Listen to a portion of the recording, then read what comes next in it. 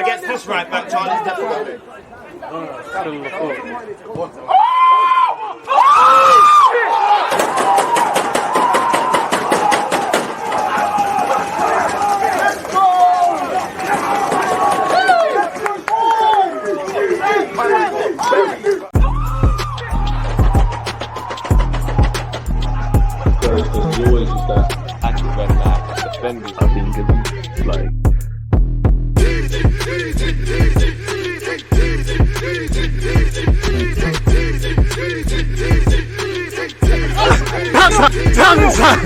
People deluded, I'm back again. Come on, Ian. Man. Come on, Ian. And with an intro like that, what more can I say apart from people deluded? I'm back again. First things first, good morning, good afternoon, good evening, and in some cases, good night. I hope you're doing well and safe. I hope you and your loved ones are in good health, and where your personal and private lives are concerned this week, I hope you're all making progression. As usual, people, to my long-term followers, subscribers, all of that stuff, I appreciate you lot tuned in. I'm appreciative of the platform that we've amassed here, and the journey continues. So if you haven't subscribed, if you haven't hit the like button, if you haven't got any comments when this video premieres or after, if you're catching it on a rerun, make sure you've got such. You lot make this platform, and with it being close to Christmas, let alone the end of the year, once again, thank you very much for all the support across the year and what we've been doing. You know, next year we're just trying to get bigger and better and progress like most people. I hope everyone's doing well and safe. As I said, hit the like button, subscribe. Make sure you're following on Twitch. You know, check out my description for all the socials, Deluded Gooner 04. Now, I'm pretty sure you can see the title of the vid. The dream is free. The hustle is sold separately. We're approaching silly season in relation to the transfer market. So we might, as you know, better yet, some rumors are more tangible than others. You know, there is legs to Telemans, for example. There is definitely, if you had to bet money, you'd all probably say Mudryk to Arsenal. Obviously, we've been linked with João Felix, Vlahovic again.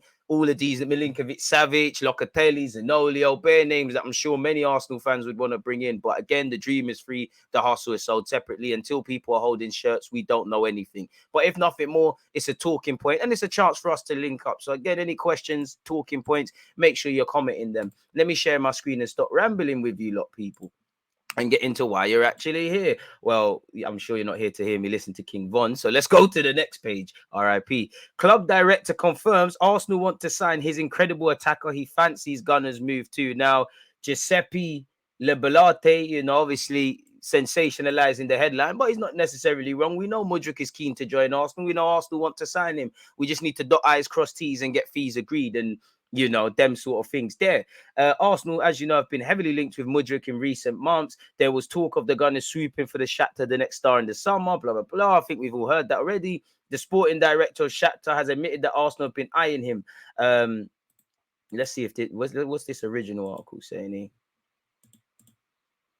Okay, that's not really making sense. But going back over here, he said, today Mudryk has received a message that he needs to be present at the restart of training in Antalya, forgive me for mispronunciation. Arsenal is a club interested. I can't deny it, people. We've previously heard that they want 100 million euros. They're not going to get that. We've heard he's given many an interview, and one of his interviews, he was upset about that potential price tag. So at this point, until Mudryk is signed, I don't really care. But for you lot, we'll look at it, people. We'll get into this Vlahovic thing in a minute, but keeping up the theme with Mudryk, people, apparently Italian clubs have been ruled out of a potential move. He has said many clubs are interested in Mudryk, but there weren't official offers. In my opinion, Italian teams have not enough economic strength for a player like this. So what does that say? We're going to sell to the Premier League, you know, where they have money to be able to do things, people. Today, Mudryk has been told, like all other players, to present himself for training in Antalya on the 9th of January. Forgive me for mispronunciation. There is interest from Arsenal. I cannot deny it. So we're getting closer. He's name dropping Dons. So we're moving closer in the back burners. But until I's are dotted, T's are crossed, we've agreed fees and the rest of it. It's an absolute myth, really and truly, isn't it, people? So we'll have to see exactly what that means, really. But, it does mean we're getting closer and closer and closer into that, people. Director admits Arsenal want to sign his number 10 with Newcastle also interested. I think this is just reiterating the same thing, people. But Mudryk has previously said, I check on Arsenal and know when they're playing. I also watch them too. Very dynamic side. One surprise for me was how many Arsenal fans followed me on social media. No other clubs fans have interacted as much as them, telling me they are waiting for me, saying, come to us. One of the recent posts has over 500 comments saying that. And I mean, you just need to look at when we're tracking planes for Torreira. People are looking at the shapes that are, the gardening stuff and the shape of hedges in Gabriel. Fans are mad in it. Fans tried to assume Isaac was signing a few months ago. It didn't happen, but Arsenal fans would make great detectives, if I'm completely honest with you. We've come a long way. I remember when we used to bully every poll, every goal of the month on BBC or anything on Twitter. We used to win it all the time. But away from that and moving to Vlahovic, Dusan Vlahovic's agent hints at possible move for the Juventus striker as Arsenal, Manchester United and Chelsea eyes swoop for the Serbian hitman in the January transfer window, people. His agent has admitted he could make a January transfer move. And again, if you don't put the money down, you can't get him. Arsenal, Chelsea and Man United, for different reasons, hell, maybe even different profiles. The one common ground they have is they're all looking for strikers, or all their fans would probably agree. If we had a Chelsea, I'm an Arsenal fan, if there was a Chelsea and United fan, they'd probably want a striker. So that's probably that. And it definitely, if they want 80 million, other clubs can do it. PSG have been linked with him and João Felix, but the Premier League has money, and it's not even just them. Newcastle, whether they're able to convince these players is another thing, but Newcastle have bread to be doing things like that. His agent has stated he's not ruling anything out in regards to the striker moving away from the Italian club next month, people. We've previously heard that he's a target for Arsenal, Chelsea and Man United, and although a Jan move is unlikely, his agent has indicated it's not impossible. With obviously what's going on with Juventus or behind the scenes. I'm trying to scroll down to exactly what's being said, people. But as you know, they've got a RICO case who are looking into, Juventus have a RICO case. There's looking into false accounting and market manipulation. I mean, well, that move for Pjanic in Barcelona need that dodgy accountants that looking at as well. But no one thought anything was wrong with Pjanic and Arthur Melo. Nobody saw everything wrong. Us common football fans said, yep, that's definitely fraud. They're doing ACs on accounts and that. But anyways, people, where specifically has he said anything? So specifically what has been said? I can't see anything here. What's this? Put this to English. Oh, you got to subscribe, so we're not subscribing to that, definitely. But his agent hasn't said. But I mean, this Daily Mail are not even trying it. It seems like they've had us over here, people. It doesn't really say anything apart from leverage the fact of what's going on with Juventus, and they might need to sell. He could return top dollar. Obviously, our big man here, Gabby Jesus, is injured. On the topic of strikers, boy, it's looking peak for Ivan Toney, isn't it, people? Bloody hell, man. You need to blame whatever friend told too many people so that you couldn't bet and get people money in peace, really. Apparently, Shakhtar's CEO a while ago said to David Ornstein about talks happening over Mudryk, quite far from what we want and what clubs propose. It's not so far, but it's not what we need. We have discussions. It's maybe 50-50 with regards to the winter window. So progress is being made, really.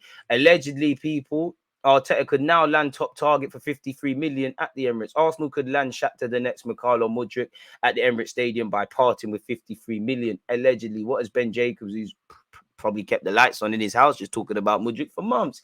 They've never had a history of paying above the odds, and they've never had a history of panic buying. So now it's about whether they can agree a fee with Shakhtar. Sources are saying privately that the fee will be 60 to 65 million euros. If Arsenal get their way at the top end, Arsenal's starting point will be even lower than that as well. And the way forward, as ever, with these kind of deals will be around the structure. Arsenal are definitely not going to put down anywhere close to 100 million euros. But what they might do is put down 50, 60 million euros with some gettable add-ons and even potentially a sell-on percentage to Shakhtar should they eventually let him go elsewhere. So we'll have to see. This has also said, people, that Arsenal would really like 55 million world-class star alongside Mikhailo Mudryk. This world-class thing is subjective, and I think we're about to be proven right in that regard. Arsenal really like Ferran Torres, and I mean, if they want to sell him, and Arteta knows him from his time at City, the fact that he's a fellow Spaniard, the fact that he can play false nine left and right, there's kind of untapped potential, as frustrating as Torres could be. I'm not too sure. Barca might look to sell him, but wasn't a big point as to him going to Barcelona away from signing for Barca was obviously he's homesick. Again, is he going to come back to England? And obviously London and Man are two different places, but get homesick again? I don't know, people. Well, it is. Let's scroll all the way down and see what's going on here. Allegedly, Mr. Jones has said they really like Ferran Torres and they clearly believe he might become available because they inquired about him in the summer as well. So if they're sniffing around him again now, they sense that something is up. We'll have to see, really and truly, in that regard. Cedric could be set to join Fulham on loan after falling out of favour, people. And apparently Villarreal and Bayern Leverkusen are looking for him as well. Apparently he would likely leave Arsenal in a loan deal with an obligation to buy clause. And I mean, on one hand, Cedric is allowed to go. He's a bit part player. We get his wages off. He's contracted until 2023. Make it happen. But at the same time, pardon me, and I think we are well stocked. But at the same time, people, you've got Ben White and Tomiyasu. You know, Tomiyasu's been a bit touch and go with injuries. You never, God forbid, you never know what could happen with Ben White. We might need to keep Cedric Soares or bring someone else in. You obviously you've got Saliba who can play right back, but do you really want to disturb the partnership that he's got with Gabriel if it's preventable? Why not? You know, Ben White seems ever fit, so I don't think we've got anything to worry about that. Keep everything crossed, but yeah, Cedric, you know, you can leave with your head held high. You said it was your dream to play for Arsenal and all of that. You've accomplished that, innit? Fulham are the front runners, so for him, he'd get to go to stay in London, play under a fellow Portugueseman in Marco Silva, join a former teammate in Leno, and just be able to be more likely to play games. Bayern Leverkusen and Villarreal also said to be circling people. I mean, if they're on him, why not? Apparently, Fulham are yet to hold formal negotiations with Arsenal. The most likely structure of a potential deal is a 6-month loan with an obligation to buy included. I hope it's an obligation to buy, regardless of if Fulham stay in the league or not, which it looks like they will stay in the league, so it's not a thing. But we'll have to see, people. But until Dons are holding shirts, it doesn't matter. This has said the same thing, people. You know, in relation to that. Apparently, Martinelli is set to sign a new contract worth 200k a week, making him one of the highest earners at the Emirates. Why not, people? You, Saka, Saliba, let's get it done, really. Simple as that. We're close to agreeing a new contract that will see him become one of the club's top earners. What a 12 months it's been. What a 6 months it's been, really and truly, because that left wing spot that's been made available, he's ran with it and he keeps growing and growing and growing and just getting better and better and better. And his passion, his want to improve away from his technical ability, which is obviously why he's here, very infectious, you know. Oh, Martinelli, do. Pick him up, man. You deserve to double your money or a bit of change. And if you're happy in London, you're happy with Mikel Arteta, the fans, them are clearly happy to have you. You know, tie him down. If the day comes where at 21 years of age, he's not going to be here for 10 years, is he? You know, if he gets to 25, 26 and we've achieved stuff and he says, you know, I want to try something else, let's get decent money. But we've got memories to create here, Martinelli, man. You know, so tie him down. Simple as that, really and truly. So, yeah, he's very close to signing a new deal. Barcelona was said to be interested. It didn't bang. You know, apparently Cunha is set to have a medical and move to Wolves, and Lopetegui said that that deal is close to Wolves manager. So it seems like a potential player that Arsenal were looking at. That one there is a myth, people. So yeah, there's that. Apparently, Mikel Arteta, completely off topic. We deserve the position we're in. Of course, we didn't get there by accident. It's a consequence of hard work. What you lot did in the recruitment front, what the players have done individually and collectively, what you've done tactically, how we've all pulled together. The fans have played their part, home and away. You don't get there by mistake. The problem is it's only half time now. It doesn't matter, you know. The past is gone. Form, all of that stuff. I pat everyone on the back, but it's irrelevant now. Come West Ham, we start again. We behave like that's Crystal Palace in August, and we earn the right to be top of the league. I don't check the league table, so I don't know. Or confirm Champions League football. There's a lot of games to come. You know, FA Cup to come in at the start of the year. You know, Europa League won't be too far beyond that. We'll find out soon who we're going to play in that regards as well. I did get to watch a lot of football, and it's a good opportunity for us as coaches to understand how the game is evolving and what other coaches are trying to do. We had our own players with different national teams, so I was keen for them to do well and be involved. It was all good. Amen, Gaffer. Amen. Sorry, I don't know why I'm scrolling there.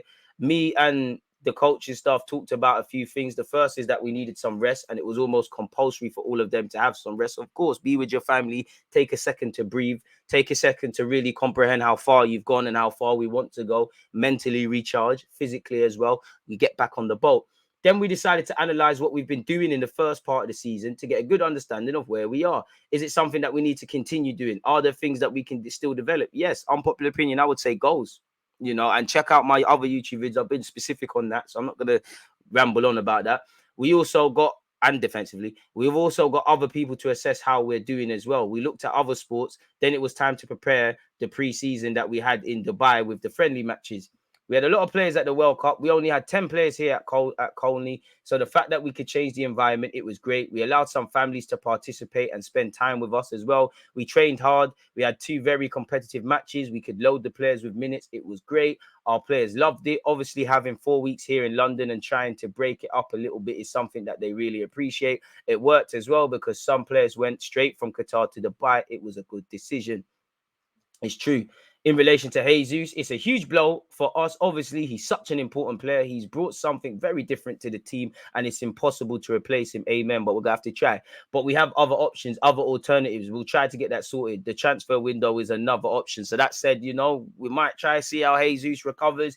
Might see what's going on with Smith Rowe and Martinelli and potentially Mudryk and find a workaround. If there's an opportunity too good to turn down or just make sense, whether that's a loan, bringing someone in of some caliber, we'll do that really. I think Jesus is a unique player, but Eddie has incredible qualities as well for the way we want to play. We have other alternatives. We can play Martinelli up front as well. We are currently a little bit short in terms of up front positions, but getting Emil Smith Rowe back is going to be a big one. We are short. And we're kind of short in a number of roles before we even talk about injuries. He spoke on Boxing Day. He said it's a very special day. Boxing Day is one of the most beautiful days in English football. We'll be doing a watch along for that, Arsenal versus West Ham. It's such a family and historic day to play football, and we are really keen to play again. I know David Moyes very well. It's master versus apprentice almost, because I worked with him for 7 years. I'm sure that he has worked the team hard and has put big demands on them. They're fighting to turn their season around as well. They've been terrific since he joined the club. I always think it's a really difficult matchup. We have to take it game by game. Football changes so quickly, and what is very good can be very different in a week's time. But we know our reality. We know what we are capable of. We deserve the position that we're in right now. Now we have to do the same for the next 24 matches, and that's the big challenge considering the level in this league. We've had some very important additions since last season. We've had another year together. It was my first full pre-season since I've been in charge here because of the 2 years of COVID. So that was really helpful. But it's been game-changing to have people back in our stadium. And that's the thing from the get-go. From your first interview, you spoke on that, and you can now see it taking heed. Our people have been incredibly supportive and connected to our team. That has put our team in a different dimension. Amen, Gaffer. There's not too much more I can say apart from, obviously, big up everyone that's tuned in. That's all there is in relation to the transfer news. If there is anything to discuss, I'll be reactive to it. Check out my YouTube playlist, people, because at the time of making this vid will actually come out after. I had Andrew from Arseblog where we spoke about the transfer market, Arsenal, what we've been doing this season, etc. So that will premiere on my channel before this. So check that out if you haven't. Yesterday, obviously, I released a vid I did with Babs. Shout out to Andrew and Babs for obviously collaborating. And you know, there's a bunch of transfer stuff on my channel where we've done the same things we did now. And we've obviously, you know, check out the my mid-season analysis of Arsenal as well. And there's bare other vids for you, man. Just take a butchers. Make sure you're following on all the socials. Deluded Gooner 04. Snapchat is DGooner 04. Twitch, is just Deluded Gooner. I don't even know now. Most importantly, stay blessed, stay safe. Thank you very much for watching this vid. Make sure to hit the like button, comment, subscribe, and turn on your notification bell. Most importantly, stay blessed, stay safe. Have a great day / week and whatnot. And we'll link up again soon. But for now, I'm out. Because you always use that active red light defending. I think it's like